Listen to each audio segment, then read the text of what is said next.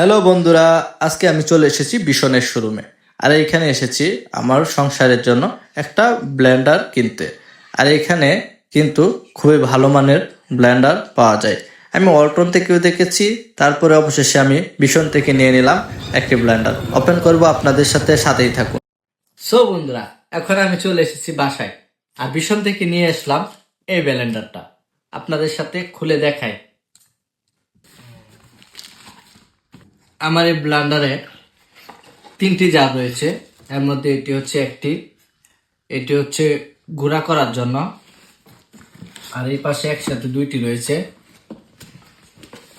একটি হচ্ছে বড়, এটি হচ্ছে জুসারের জন্য, বড়টি এটি জুসারের জন্য। সো এটা হচ্ছে পেঁয়াজ রসুন বাটার জন্য।